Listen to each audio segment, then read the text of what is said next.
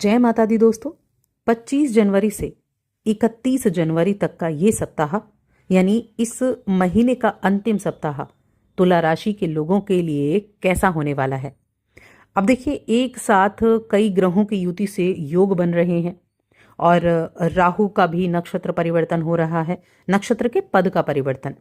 वहीं शनिदेव भी अपने ही नक्षत्र में आ चुके हैं। तो इन सब की वजह से ये जो सप्ताह है ना, ये कई तरह के परिवर्तन आपको आपके जीवन में देने वाला होगा। तो क्या परिवर्तन होंगे, चलिए जान लेते हैं। तुला राशि की मैं बात कर रही हूं और तुला राशि के जातकों के लिए अगर हम बात करें उनके राशि के स्वामी की, तो मकर राशि में मौजूद हैं। राहु आपके पंचम भाव में बैठे हुए हैं। तो स्वास्थ्य के लिहाज से तो देखा जाए तो ये समय आपके लिए अच्छा रहने वाला है। कुछ चीज़ों की शुरुआत से अगर हम बात करें स्वास्थ्य की, तो जब शुरुआत होगी तो थोड़ा सा मानसिक रूप से थोड़ा ध्यान देना है, भावनात्मक रूप से वैसे हेल्थ अच्छी रहेगी।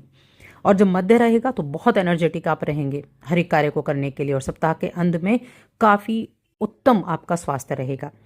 अब बाकी चीज़ों की बात करते हैं।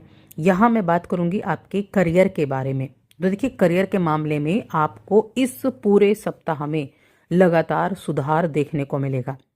जैसे ही सप्ताह की शुरुआत होगी तो आपका जो ध्यान भटकाने वाली चीज़ें हैं ना, ये स्टूडेंट्स के लिए भी मैं बता रही हूँ, और करियर जिन जो अपने कामकाज से जुड़े हैं उनके लिए भी मैं बता रही हूँ। जो ऐसे लोग हैं ना जो आपके ध्यान को भटकाने का काम करते हैं, आप उन लोगों से नज़र बचाना शुरू कर देंगे और अपने जो खुद के आपके विचार हैं उनको साझा कर पाएंगे। लेकिन ऐसे व्यक्ति के सामने साझा नहीं करने हैं जहां आपको लगे कि ये व्यक्ति मेरे विचारों का गलत फायदा उठा सकता है या इस व्यक्ति को मेरे विचारों से कोई फर्क नहीं पड़ता। ऐसे लोगों के सामने अपने विचारों को प्रकट नहीं करना है। ऐसे लोगों के सामने आपके विचारों को आपको प्रकट करना है जहां आपके विचारों को महत्वपूर्ण समझा जाए। अब देखिए, जब मध्य सप्ताह रहेगा तो आपको बहुत पॉजिटिव चीज़ें देखने को मिलेंगी। जो भी आपका कार्य क्षेत्र है उस कार्य क्षेत्र में आपको सुधार होता हुआ दिखेगा और चिंताएं जो हैं वो कम होती दिखेंगी। बहुत अपनी कामकाज के सिलसिले में अपने कुछ प्रभावशाली व्यक्तियों के संपर्क में आ पाएंगे, जिससे आप अपनी स्थिति को मजबूत होता हुआ देखेंगे। कॉन्फिडेंस लेवल आपका बढ़ेगा और स्टूडेंट्स अपनी एकाग्रता पर काम करेंगे, स्पष्टता पर काम करेंगे ताकि अच्छा और बेहतर प्रदर्शन कर सकें। वहीं अगर मैं बिजनेस करने वाले जातकों को देखूं तो उनको नए लोगों का सहयोग प्राप्त हो सकता है। कुछ अच्छे प्रस्ताव उनके सामने आ सकते हैं और साझेदारी का कोई निमंत्रण आपके सामने आ सकता है, यानी कि कोई ऐसा व्यक्ति जो आपको अपने काम में साझेदार बनाना चाहता हो, किसी नए काम की शुरुआत करा हो, या फिर हो सकता है उसका कोई वो पुराना कार्य हो लेकिन वो चाहता है पार्टनरशिप करना। तो ऐसे चीज़ों से जुड़ने का मौका आपके सामने रहेगा। ये अपॉर्चुनिटी है एक तरह की। अब वो अपॉर्चुनिटी कैसी है ये आपको डिसाइड करना है कि आपके लिए क्या बेहतर है, क्या चीज़ें आप कर सकते हैं और क्या आपके लिए वो अपॉर्चुनिटी अच्छी है या नहीं।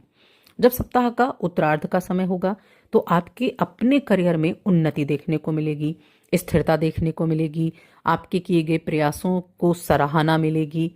जो लंबित कार्य थे वो आगे बढ़ने शुरू हो जाएंगे।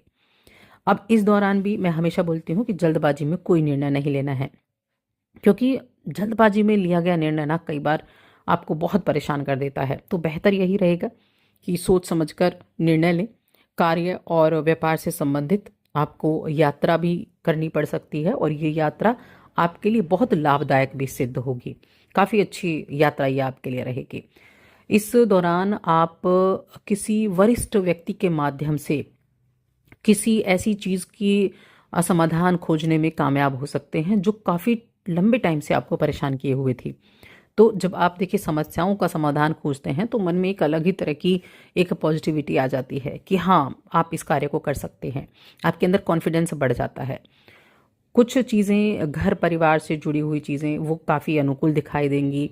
आपके अपनों का सपोर्ट भी मिलेगा, उनका समर्थन मिलेगा।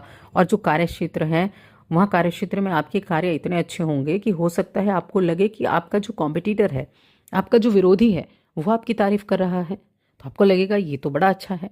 लेकिन आपकी तारीफ हो रही है, उसको सुने, उसको दिल से लगा कर रखें, लेकिन उसको सिर पर ना लगाएं, सिर पर ना चढ़ाएं उस चीज़ को। इस चीज़ का ध्यान रखें। अब यहाँ जो सप्ताह के उत्तरार्ध का समय होगा ना, आपका मन बड़ा धार्मिक और आध्यात्मिक कार्यों में लग सकता है। इस दौरान आप किसी गुरु से मिल सकते हैं, किसी साधु संत की विशेष कृपा आप पर रह सकती है। देखिए, साधु संत की कृपा होने का मतलब है कि एक मेंटल पीस जब हमें मिलता है तो हम चीज़ों को बेहतर तरीके से समझ सकते हैं। तो जब आप कोई मेडिटेशन करते हैं तो चीज़ों को बेहतर तरीके से आप ऑब्जर्व कर सकते हैं। जो दिमाग में बहुत सारी चीज़ें चल रही हैं ना, जो हजारों थॉट्स चल रहे हैं, उनसे थोड़ी देर के लिए मुक्ति मिलती है और आप चीज़ों को सही तरीके से सोचकर उस पर विचार विमर्श करके कार्य करने लगते हैं। तो इसीलिए ये चीज़ें बड़ी फायदेमंद भी रहती हैं। अब फाइनेंशियली बात करें, पैसे की बात करते हैं, तो शुरुआती समय में थोड़ा सोच समझकर खर्च करना है, रणनीति बनाकर आपको खर्च करना है, उधार नहीं लेना है और कोई ऐसा इन्वेस्टमेंट नहीं करना है जहां आपको लगे ये जोखिम भरा हुआ है। ठीक है, इन चीज़ों का ध्यान रखेंगे। सप्ताह के मध्य में आर्थिक रूप से सुधार होगा, अच्छा होगा, उम्मीद से ज़्यादा लाभ मिलने की उम्मीदें हैं और बुद्धिमानी से किए गए इन्वेस्टमेंट अच्छा लाभ देकर जाएंगे। भाग्य का साथ मिलेगा, पारिवारिक सहयोग भी मिलेगा जिससे आर्थिक स्थिति मजबूत होगी। सप्ताह का अंतिम समय ये आर्थिक रूप से बड़ा पॉजिटिव दिखाई दे रहा है। अपनी इनकम और अपने खर्चे दोनों को संतुलित कर पाएंगे, तो बचत के अवसर निकल कर आ सकते हैं। अचानक से या बहुत जल्दबाजी में लाभ की तलाश के बजाय आप सोच समझकर योजना बनाकर इन्वेस्ट करेंगे, पैसा लगाएंगे, काम करेंगे तो ज़्यादा अच्छा रहेगा। तो इन चीज़ों का ध्यान रखें। चलिए रिश्तों के बारे में जान लेते हैं। रिश्तों के मामले में जब सप्ताह की शुरुआत होगी तो प्रेम और रिश्तों में ठीक ठाक मिला जुला प्रभाव रहेगा और थोड़ा सा थकान जरूर रह सकती है कुछ कार्यों की वजह से। प्रेम संबंध में अगर कोई गलतफहमी है तो थोड़ा सा सतर्क रहें, वरना सामंजस्य बिगड़ सकता है, ये ध्यान रखें। और किसी भी तरह की अनावश्यक बहस को करने से बचें, अपने शब्दों पर ध्यान दें। सप्ताह का मध्य बहुत अच्छा है, चीज़ें सुधर जाएंगी। अपने साथी के साथ रिश्ता मजबूत आपका होगा, स्नेह आपका बढ़ेगा। विवाहित लोगों के लिए ये भावनात्मक रूप से काफ़ी अच्छा समय रहेगा। जो अविवाहित जातक हैं उनको कुछ नई चीज़ें उनके सामने आ सकती हैं, बहुत आशावान रहेंगे आप।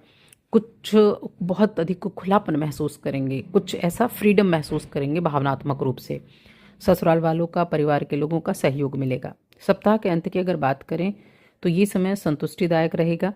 कुछ गलतफहमियां जो फैमिली में थी वो दूर होंगी और सुकून देने वाला रोमांटिक समय ये आपके लिए रहने वाला है। तो कुल मिलाकर काफ़ी अच्छा ये समय आपके लिए रहेगा। स्टूडेंट्स की अगर देखिए बात करें, छोटे बच्चों की बात करें, तो ये समय आप अपने बड़ों से, अपने टीचर्स से आप मदद ले सकते हैं।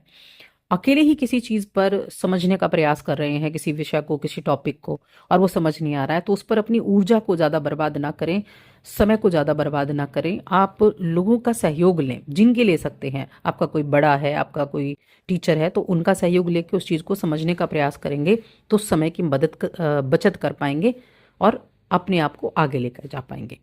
उपाय क्या करना है? उपाय के लिए दुर्गा सप्तशती में जो दुर्गा के नामों का उच्चारण है उनका आप पाठ करें और साथ ही चैनल को सब्सक्राइब कर लें।